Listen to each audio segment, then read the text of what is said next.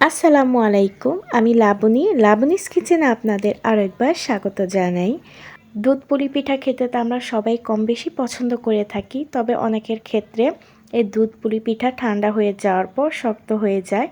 এই দুধ পুলি পিঠা রান্না করার পর যেন ঠান্ডা হয়ে যাওয়ার পর কোনোভাবেই শক্ত না হয়, আর দুধে এই পিঠাটা ফোটানোর পর যেন ভেঙে না যায়, সেই টিপসটি আজকে আপনাদের সাথে শেয়ার করব। আমি যেভাবে দুধ পুলি পিঠাটা তৈরি করে থাকি বাসায়, আপনাদের সাথে আজকে সেভাবেই শেয়ার করব। আশা করছি আমার দুধ পুলি পিঠার রেসিপিটি আপনাদের কাছে ভালো লাগবে। এইভাবে একবার দুধ পুলি পিঠাটা বাড়িতে বানিয়ে দেখবেন, সবাই কিন্তু আপনার প্রশংসা করবে। আর দুধ পুলি পিঠা বানানো কিন্তু খুবই সহজ। পুলি পিঠার পুর তৈরি করার জন্য চুলাতে একটা হাঁড়ি বসিয়ে দিলাম, তার মধ্যে এখানে আমি 1 কাপ পরিমাণ নারকেল কোড়ানো দিয়ে দিচ্ছি, আর দিয়ে দিচ্ছি হাফ কাপের মতো খেজুরের গুড়, আর দিয়ে দিলাম সামান্য একটু লবণ। এখন এটা ভালোভাবে নেড়েচেড়ে মিশিয়ে নিব, তবে এর মধ্যে কিন্তু সামান্য পরিমাণ পানি দিয়ে নিব, সেটা আমার স্কিপ হয়ে গিয়েছে। পানিটা দেওয়ার কারণে কিন্তু খেজুরের গুড় আর নারকেলটা পোড়া লাগবে না। এটা অনবরত নেড়েচেড়ে যেতে হবে, যতক্ষণ না পর্যন্ত পানিটা না শুকায় ততক্ষণ পর্যন্ত নেড়েচেড়ে পুরটা তৈরি করে নিতে হবে। যখন দেখতে পারবেন যে পানিটা শুকিয়ে এসেছে, তখন বুঝে নিতে হবে যে আমার পুরটা তৈরি করা হয়ে গিয়েছে। একটু দেখতেই পাচ্ছেন পানিটা কিন্তু অনেকটা শুকিয়ে গিয়েছে, আর এটা একটু আঠালো হয়ে এসেছে, মানে আমার পুরটা তৈরি করা হয়ে গিয়েছে। এখন আমি একটা প্লেটে উঠিয়ে নিচ্ছি। তো এটা আমি একটা সাইডে রেখে ঠান্ডা করে নিব। তো এখন হচ্ছে সেই একই কড়াইতে আমি পরিমাণ মতো পানি দিয়ে দিলাম। এখন এই পানির মধ্যে স্বাদ মতো লবণ দিয়ে দিলাম, বা হাফ চা চামচ। এখন পানির সঙ্গে লবণটা নেড়েচেড়ে মিশিয়ে নিচ্ছি। এখন পানিটা ঢাকনা দিয়ে ঢেকে নিব, তো যতক্ষণ না পর্যন্ত পানিতে বলক চলে আসবে। তো ঢাকনা উঠিয়ে দিলাম, দেখুন পানিতে কিন্তু বলক চলে এসেছে। এখন আমি পানির মধ্যে 2 কাপ পরিমাণ শুকনো চালের গুঁড়া দিয়ে দিচ্ছি। আপনারা যে বাজারে কেনা শুকনো চালের গুঁড়াটা পাওয়া যায় সেটা দিয়ে নেবেন। আমি বাজারে কেনা শুকনো চালের গুঁড়াটি এখানে ব্যবহার করেছি। এখন পানির সঙ্গে নেড়েচেড়ে ভালোভাবে মিশিয়ে নিচ্ছি। একটা কাই তৈরি করে নিব, বা ডো। তো ডোটা ভালোভাবে সিদ্ধ হওয়ার জন্য আমি ঢাকনা দিয়ে কিছুক্ষণ ঢেকে দিব। তো ডোটা কিন্তু ভালোভাবে নেড়েচেড়ে মিশিয়ে নিতে হবে, যেন তলায় লেগে না যায়। একটা ঢাকনা দিয়ে আমি ঢেকে দিলাম। প্রায় 5 মিনিট পর ঢাকনা উঠিয়ে তো দেখিয়ে দিচ্ছি, দেখুন এটা কিন্তু সিদ্ধ হয়ে গিয়েছে। এখন এগুলোকে আমি একটা মিক্সিং বলে ঢেলে নিচ্ছি। এখন একটা সফট নরম ডো তৈরি করে নিব। তো এটা কিন্তু একেবারে ঠান্ডা করা যাবে না, কিছুটা গরম অবস্থায় কিন্তু আমার হাত দিয়ে মথে নিতে হবে। তো আমি ভালোভাবে ডোলে ডোলে হাত দিয়ে মথে সুন্দর একটা সফট নরম ডো তৈরি করে নিব পিঠাটা তৈরি করার জন্য। তো এটা কিন্তু একটু সময় নিয়ে করতে হবে এই কাজটা, ভালোভাবে হাত দিয়ে সময় নিয়ে কিন্তু মথতে হবে। মথতে মথতে এক পর্যায়ে দেখবেন যে খুব সুন্দর একটি ডো তৈরি হয়ে গিয়েছে আমার। এই তো দেখুন আমি কিন্তু ডোটা তৈরি করে নিয়েছি। ডোটা কতটা সফট আর নরম হয়েছে আমি তা দেখিয়ে দিচ্ছি আপনাদের হাত দিয়ে। এই তো দেখুন। এখন এটা আমি ঢাকনা দিয়ে ঢেকে দিব 5 মিনিটের জন্য।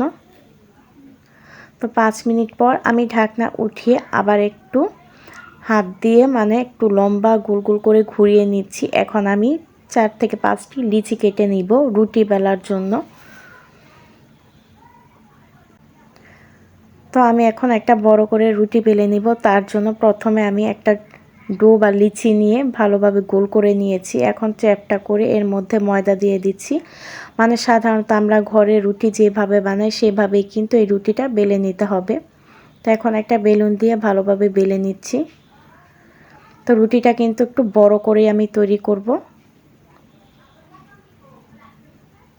তো অনেকে কিন্তু ছোট করে রুটি তৈরি করে তারপর পুলি পিঠাটা বানিয়ে থাকে, তবে আমি আপনাদের যেভাবে দেখিয়ে দিচ্ছি এভাবে কিন্তু বানানো খুবই সহজ পুলি পিঠা। দেখুন এই রুটিটা কিন্তু বেশি পাতলাও হবে না, আবার বেশি মোটাও হবে না।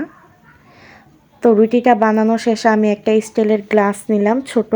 এখন গ্লাসটা রুটির ওপর একটু চাপ দিয়ে গোল করে আমি ছোট ছোট রুটির মতো কেটে নিচ্ছি।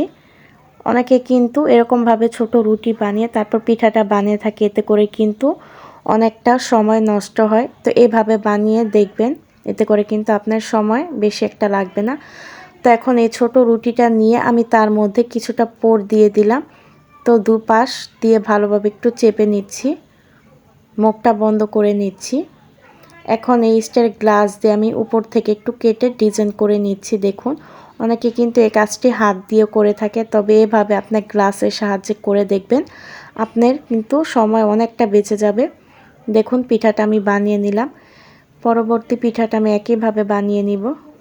তো সেই ছোট রুটির মধ্যে আমি আবার পুর নিলাম, তারপর দুই পাশ আমি ভরাট করে দিলাম বা ভাঁজ করে দিলাম। তারপর হাত দিয়ে একটু চেপে চেপে নিচ্ছি। এখন গ্লাস দিয়ে উপরের অংশটুকু কেটে নিচ্ছি। দেখুন, খুব সহজে কিন্তু পুলি পিঠাগুলো তৈরি করে নিয়েছি।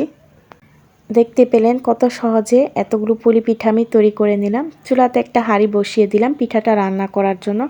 এখানে আমি 1 কেজি পরিমাণ লিকুইড দুধ দিয়ে দিচ্ছি। আপনারা চাইলে যে কোনো ব্র্যান্ডের দুধটা নিতে পারেন। এখন আমি একটা চামচের সাহায্যে নেড়ে চেড়ে নিচ্ছি দুধটা। এখন এখানে একটা তেজপাতা 2 ভাগ করে দিয়ে দিচ্ছি ছোট্ট 2 টুকরো দারুচিনি, দিচ্ছি 2টি এলাচ। এখন এই মশলাগুলোর সঙ্গে দুধটা ভালোভাবে নেড়েচেড়ে মিশিয়ে নিব। অনেকে কিন্তু পুর তৈরি করার সময় মশলা ব্যবহার করে, আপনি চাইলে কিন্তু সেখানে মশলাটা ব্যবহার করতে পারেন, তবে আমার কাছে মশলার ফ্লেভারটা ভালো লাগে না পুরের মধ্যে, তাই আমি দেইনি। এখন দুধটা যখন জাল হয়ে এসেছে তখন একটা ছোট বাটিতে আমি কিছু পরিমাণ দুধ নিয়ে নিলাম। তো এই দুধের মধ্যে আমি গুঁড়া দুধ মিলিয়ে নিব। তো এখানে আমি 1 কাপ পরিমাণ খেজুরের গুড় দিয়ে দিচ্ছি দুধের মধ্যে। এখন খেজুরের গুড়টাকে নেড়েচেড়ে মিশিয়ে নিচ্ছি। এটা কিন্তু অনবরত নেড়েচেড়ে যেতে হবে। এখন সামান্য পরিমাণ লবণ দিয়ে দিলাম যেন মিষ্টির ব্যালেন্সটা ঠিক থাকে। আবার আমি নেড়েচেড়ে মিশিয়ে নিচ্ছি দুধের সঙ্গে। তো মিশিয়ে নেওয়া হয়ে গেলে যে আমি মশলাগুলো দিয়েছিলাম এই মশলাগুলো আমি তুলে ফেলে দিচ্ছি। আর এখানে যে বাটিতে দুধ নিয়েছিলাম তার মধ্যে আমি 3 চামচ পরিমাণ গুঁড়ো দুধ দিয়ে এখন দুধটা গুলে নিব। এই গুঁড়ো দুধটা আমি এই দুধের মধ্যে দিয়ে দিব। এতে করে কিন্তু এই পিঠার টেস্টটা অনেক ভালো আসবে। পিঠাটা কিন্তু অনেকটা ঘন হয়ে আসবে আর ক্রিমিও হবে, খেতে ভীষণ ভালো লাগবে। গুঁড়া দুধটা দেওয়ার পর আমি আবার নেড়েচেড়ে মিশিয়ে নিচ্ছি। এটা কিন্তু অনবরত নেড়েচেড়ে যেতে হবে গুঁড়া দুধটা দেওয়ার পর, তা না হলে তলায় লেগে যাবে। দুধটা যখন ভালোভাবে জাল হয়ে আসবে সে পর্যায়ে আমি পিঠাগুলো একে একে দিয়ে দিচ্ছি। তো সবগুলো পিঠা কিন্তু একেবারে দিতে যাবে না, একটা একটা করে পিঠাগুলো দিয়ে নেবেন, তা না হলে কিন্তু পিঠাগুলো ভেঙে যাবে। পিঠাগুলো দেওয়ার পর কিন্তু একদম আলতো হাতে কিন্তু নাড়তে হবে, বেশি জোরে নাড়তে যাবে না, তাহলে কিন্তু পিঠাগুলো ভেঙে যাবে। দেখুন, পিঠাগুলো কিন্তু অনেকটা ফুলে উঠেছে আর দুধটাও কিন্তু আস্তে আস্তে ঘন হয়ে আসবে। পিঠাগুলো সিদ্ধ হয়ে যাওয়া পর্যন্ত অপেক্ষা করতে হবে। পিঠাগুলো আমার রান্না করতে প্রায় 7 থেকে 8 মিনিটের মতো সময় লেগেছে। এর মধ্যে কিন্তু পিঠাগুলো সিদ্ধ হয়ে গিয়েছে। এই তো দুধ পুলি পিঠাটা আমার রান্না করা হয়ে গিয়েছে। এখন চুলাটা অফ করে দিলাম। চুলাটা অফ করার পর পিঠাগুলো আমি একটা বাটিতে পরিবেশন করে নিচ্ছি। দেখুন, দুধ পুলি পিঠাগুলো দেখতে কতটা লোভনীয় হয়েছে, আর এই দুধ পুলি পিঠা খেতে তো অনেক সুস্বাদু হয়ে থাকে। এই দুধ পুলি পিঠা বানানো কিন্তু খুবই সহজ, বাড়িতে একবার হলো এভাবে ট্রাই করে দেখবেন, ভীষণ ভালো লাগবে খেতে। এই শীতে দুধ পুলি পিঠা কিন্তু সবার বাড়িতেই বানানো হয়ে থাকে। আমি আপনাদের একটা পিঠা চামচ দিয়ে ভেঙে একটু দেখিয়ে দিচ্ছি কতটা লোভনীয় হয়েছে। পিঠার মধ্যে যে শিরাটা থাকে না, এই দুধ পুলি পিঠায় শিরা দিয়ে খেতে কিন্তু আরও বেশি টেস্টি লাগে। ভিডিওটি ভালো লাগলে প্লিজ একটি লাইক দিয়ে আমার চ্যানেলটি সাবস্ক্রাইব করে দিবেন। দুধ পুলি পিঠা খেতে খেতে আজকের মতো এখানে বিদায় নিচ্ছি। সেই পর্যন্ত সবাই ভালো থাকবেন, সুস্থ থাকবেন। আল্লাহ হাফেজ।